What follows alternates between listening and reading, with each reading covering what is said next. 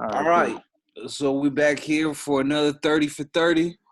We're talking about the Clippers today. So the big news in Clipperland is Paul George signed that extension. I think that surprised people when after that trade. I remember when the trade went down for Paul George, and the couple of days later, it got announced that him and Kawhi only signed 1-and-1s, pretty much, or 2-and-1s, 2-and-1s. And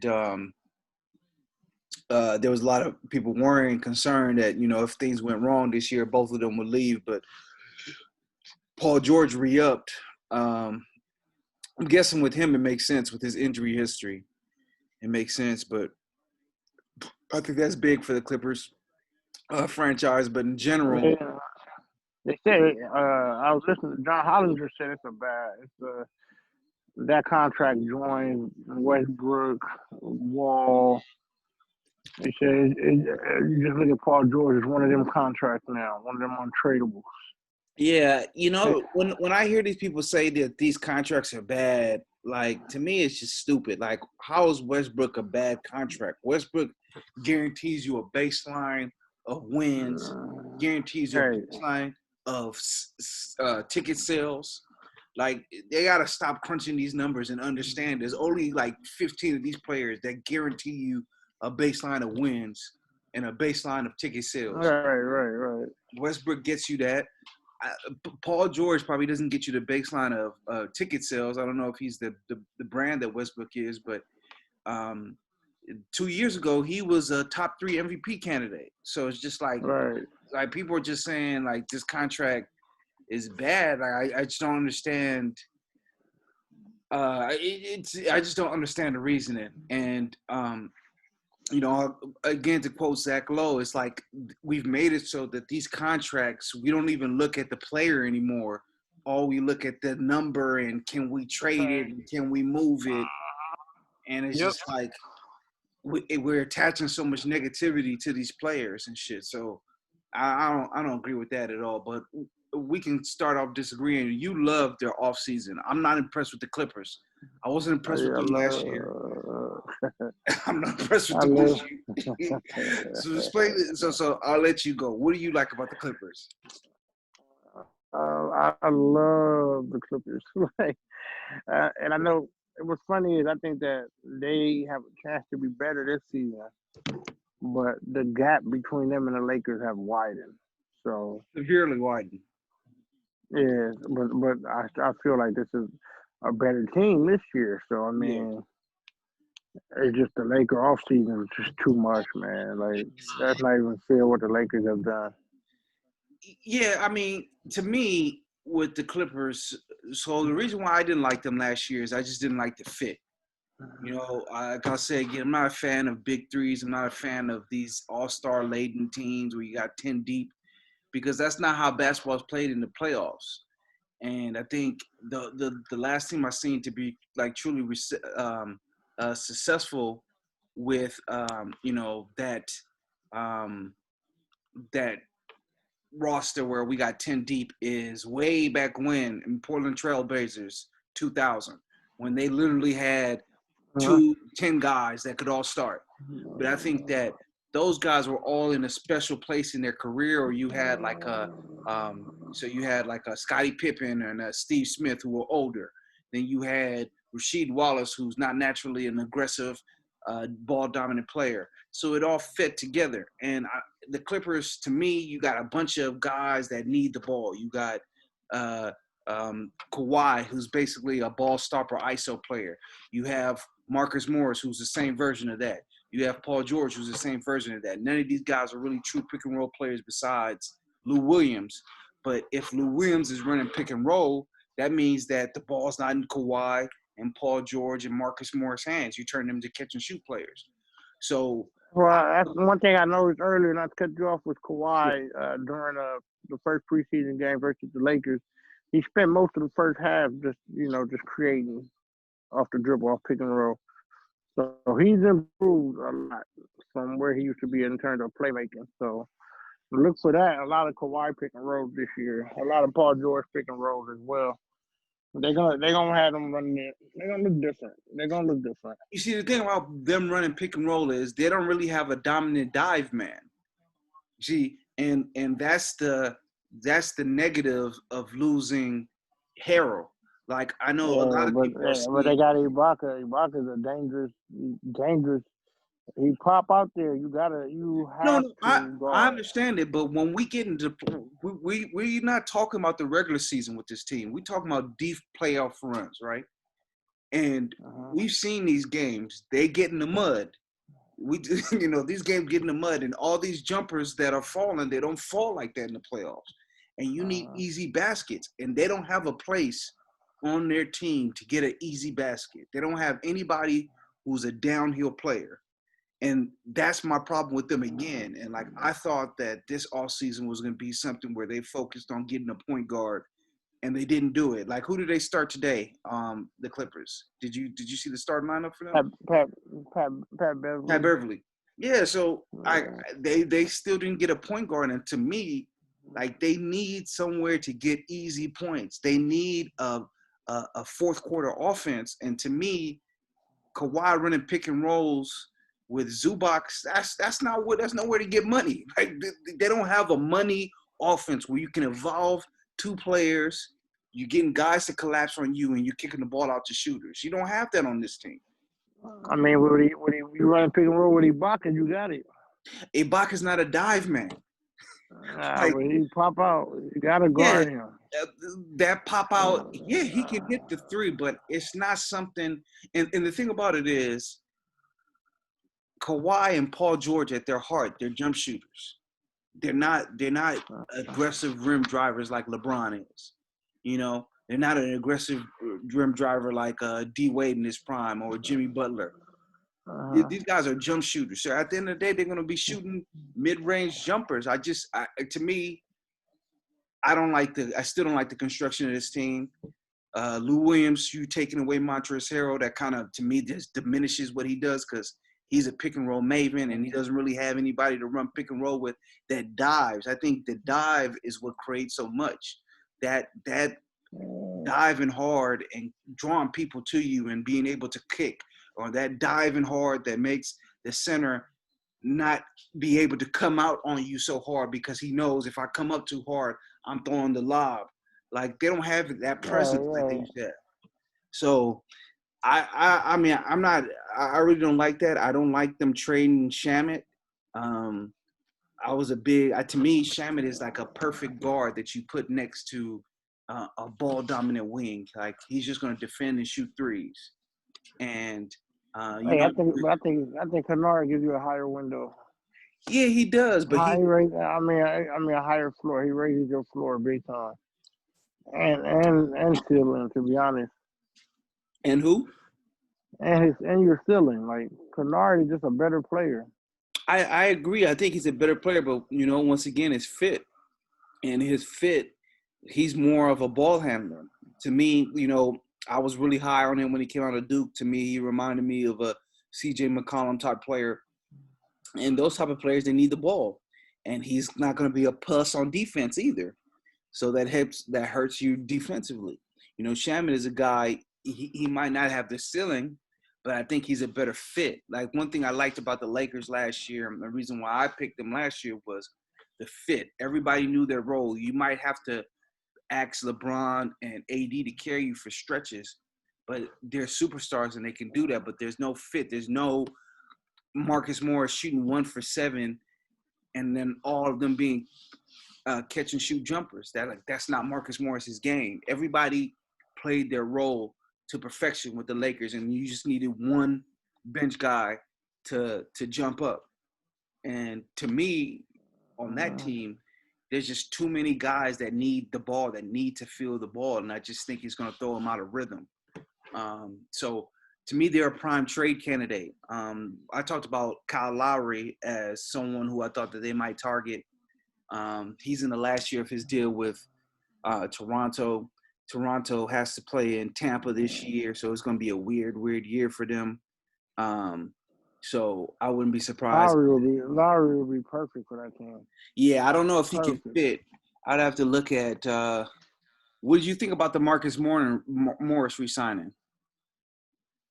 I mean, shit, he shared the money with his brother, a cheap deal for no reason. So when you consider that they share it, they were slightly overpaid as a duo. You know, I mean, Marquise at his numbers is stealing, bro. That's Yeah, stealing. He was it's good. 40% from three and a bubble. Marcus, on the other hand, though, he's stealing, bro. He's Yeah, stealing. And get how you live, Marcus. Like, I don't know what they're paying him to be. you know, Like, I'm what's the role? Like, what they want from him? Like, I'm almost thinking they played him that salary to get the contracts to make a trade for a player, because it's like they've talked about Boston, right? That Boston, they can't make trades because they don't really have the salaries to make right. the trade. So maybe paying Marcus that money makes it, because they're paying him 15 a season. So now you can put him into a package, and you can put him into a package for like a Lowry who's making $30 million a year. Before today, I thought that they should have been in the John Wall sweepstakes. But the way that he played today, I think people will have to pay to get that contract now. So yeah, I think they need a point guard. I don't have them high in the West. Like, I think that they're a 4-5 seed. Like, I don't think they're the team that they were last year. Like, I have them down this year. I'm not Clippers. I don't see it.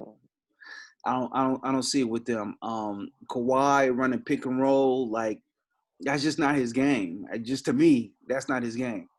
And I think the bubble kind of exposed some of their flaws. They still haven't addressed how they're supposed to guard a Jokic when they see a Jokic, how they're supposed to guard an Anthony Davis when they see an Anthony Davis. Ayton, that's coming up. Zubac's a nice player, but he's not a player that you think they can control them. I'm surprised they didn't try to get a Gasol. I'm surprised they weren't in on Dwight Howard. So that's one thing. And once again, I don't think they addressed the point guard position. I think Lowry, that would be a home run for them. But let me see if I could put that in the machine. And what do you think about, being a LeBron fan? What do you think about Lue schematically? You think Lue's going to make a big difference from Doc? Yeah, I like Lou a lot. I mean, Lou got the respect of his players, so you can't really like all the star treatment and preferential treatment that don't fly with Lou. Like Lou treated LeBron like everybody. He called LeBron film to get. I think the Clippers need that type of accountability. They need a voice to kind of like and steer the ship. So, but schematically, like I don't, like with Lou, it was different because in Cleveland, I think I think Harry Drew ran the offense or the defense, Uh-huh. or I think the defense, and I guess we still have black offensive system. So Lou, I don't know schematically. I don't know. I don't know. I think he really messed up by not taking the Lakers job the year before. He was upset that he wasn't being treated properly as a coach, and he thought he should have got a 5-year deal. I think he kind of messed up. I mean, I don't know. It might have been worked out for the best for the Lakers because of, Hey, Vogel. do they win? Do they win with Lou?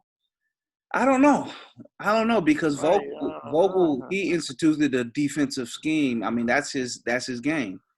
And when you have an offensive player like LeBron, the best player ever, who's an offensive genius, he's going to give you a playoff offense that's going to get you points regardless.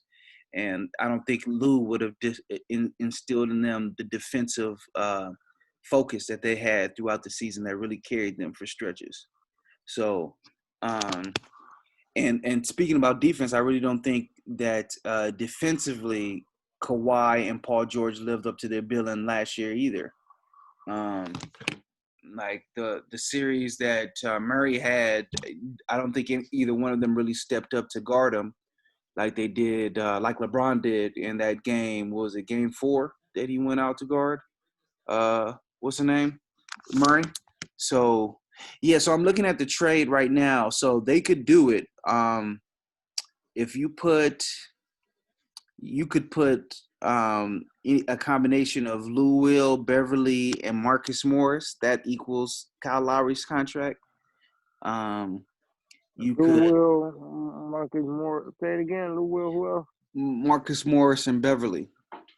So Lou Will's on a 1-year deal at $8 million. Beverly's at a 2-year deal, 13, and then Marcus Morris is at 14 million. So you could those three contracts can get you to where Kyle Lowry, because Kyle Lowry's on 30, but it's a 1-year deal. So they have the Yeah, that deal. I don't see how that deal would ever be accepted. from who? Bro, there's no that deal. Toronto not taking that, man. They're not taking that. I'm saying, That deal. what happens if what happens if Toronto, because they're playing in Tampa. What if they come out to a bad start? And then so you trade. You can probably trade Lowry at that point, but I don't see Lowry going for trash, man. Like I don't. The thing is, I don't know what type of market he's gonna have, but you can't. Masai not taking Marcus Morris with 4 years on his deal left. Masai, he's not. He's not getting himself fucked over. Yeah, you're probably right, but maybe you could add him into 3 team, because Marcus Morris, I think he does have value for a team that is lacking offense. Like when he got there from the Knicks, I was saying I didn't think it was a good trade for the Clippers because he's someone that needs the ball in his hands. But putting the ball in Marcus Morris' hands is not really a conducive to winning. So it's just like you have that catch-22 from him. To get the best from him, you actually have to give him the ball, but it's not like you're only going to win so much if you have Marcus Morris as your team's best offensive player. But yeah, I see a trade for them. The thing about it is, I tried to look around the league, like famously, I've been looking out for Blake Griffin trades and other players. Blake look good. Blake look good tonight. He looked good, and D Rose looked good. And we'll talk about this when we Yeah. get to the Pistons. But you mentioned the Pistons, rolling that out and see if they make the playoffs. To me, if I'm them, I'm just letting them play for a little bit. And I'm trying to trade that. Like both of them are players that can help a lot of teams. Like D Rose can help a lot of teams. He can help a lot of teams, man. He's good. Like he could be an Yeah. all-star good now. Yeah. Like Rose is back, all the way back. Yeah. That's why So that team is interesting to me. Like just Blake Griffin, Derrick Rose. Like I'm very, very curious to see what that looks like. yeah, and Derrick Rose is another player that the Clippers could use that could be a down, but that's another player once again that needs the ball in his hands. I just think like Lowry for them should be the top target because he just doesn't need the ball. He's gonna fly to the rim. He has hard drives to the rim. He's a great shooter, catch and shoot shooter, great defender, and he's just gonna have a toughness that the Clippers just didn't really have. He's gonna give them an identity and a focus that they just didn't have. They don't really have a vocal person on the team. I'm not really for all the Rudy rah rah rah. We need this and leaders and blah blah blah blah blah. But I do think you do need one guy that speaks up and is fiery and aggressive. And they don't really have that. So I think that he would be a good thing for the Clippers. What do you think about? So I know that you're a big fan of Ibaka. Do you think that he should start, or you still like Zubac? What do you think their starting lineup should look like?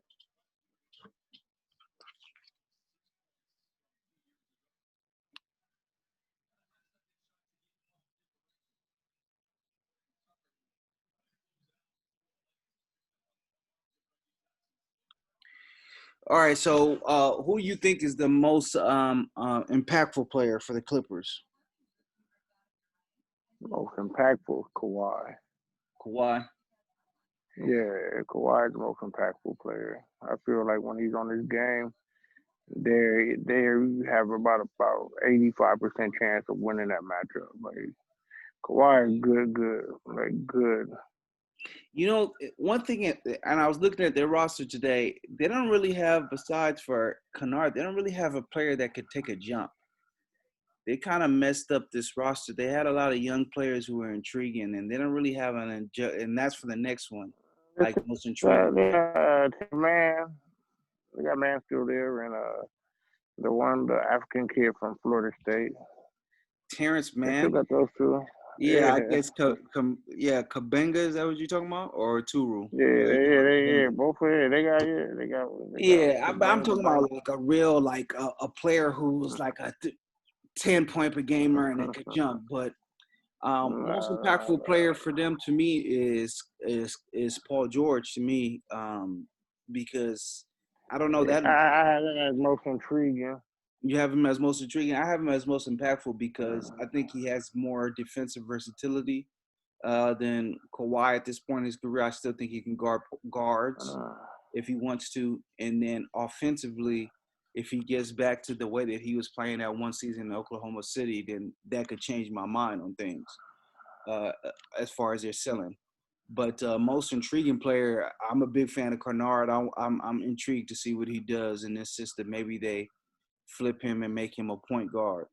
And see what's intriguing me the most about Paul George is I feel like there's gonna be a season where Paul George tries to top his previous that MVP season. Like I really feel it's a bounce back year for Paul George. Like a lot of people got it twisted. Like they think Paul George is weak. Like I see a lot of pandemic P, and I'm like, nah, yeah, Paul George is one of the top 10 players in the world, man. Like top 10 player, and he can get to that top 5 level easily if he wants to. yeah. But I think a lot of Like it's been put on himself. He brought a lot of it on himself. He's been talking. I don't know. I think he just not been in his pocket. Yeah, but I really feel I really got a hunch that Paul George takes off this year. Like, he takes off. So we both agree Clippers, that they're man, going to. that's a scary team, man. Yeah, That's the I'm second, not. Yeah, I mean, second best team in the league. they have a. You said what? Second best team in Second the best league? team in the league. Yeah, Second best. nah. Eh, they have a trade to make, so I guess we don't have to talk about if they make the playoffs or not. But you said second best team in the league. Like I said, I see them in the 4-5 matchup in the West. I got a team that I'm sky high. Who you got 2-3? Who's up 2-3? I'm sky high, and I'll Yeah. just say it right now. I got Phoenix as a 2 or 3 seed. I think Phoenix is gonna be ridiculously good this year. I think Phoenix is gonna be ridiculously good this year, man. That's just my opinion. I believe Murray is a better player. I think Booker's a better player than Murray, and I think Aiden has a leap to take, like top 15, 20 player leap that he's gonna take this year. So, and then we know how I feel about Chris Paul, the CP3. I think they're gonna be good, man. That's my dark horse. That team is gonna be a problem.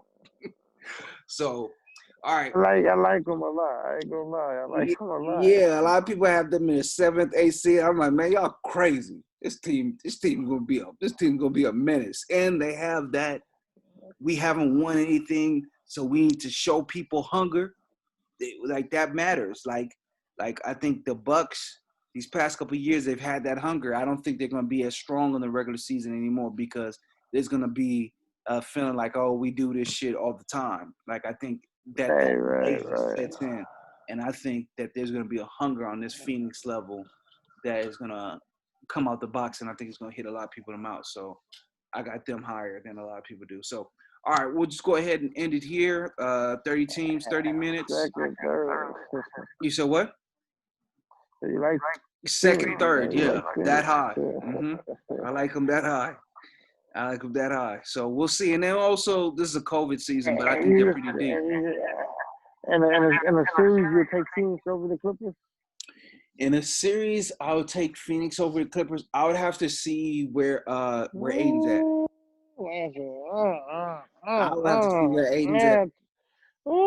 I have to see where Aiden's at. If Aiden Is Aiden is what I think he is. I think that they would present a lot of matchups. I think that they match up defensively well with the Clippers. And I think that they got guys that the Clippers can't match up with. They have nothing for Devin Booker. They got nothing for him. If Aiden is what I think he is, they have nothing for Aiden. And the thing I like about that team is everybody knows their role. Like Chris Paul is at the point right now is that he knows he's going to get you to the show, get you to a point, and then Booker can do the rest. And their offense, pick and roll with Booker, Aiden. It's money. It's simple. You got shooters, Cam Johnson over here, Bridges over here. I mean, I like that team, man. Only thing is bench scoring with them. Bench scoring. We got to see if this I mean, they gonna put Jordan on the bench, so he might get you some bench points. And then you got Sarek, get you about 10 points off the bench. Yeah. So those two, Jordan, Cam Johnson, and what's called it, Sarek, those two could provide some bench scoring. And then what's his name? The kid that Russell Westbrook used to do all that dancing with.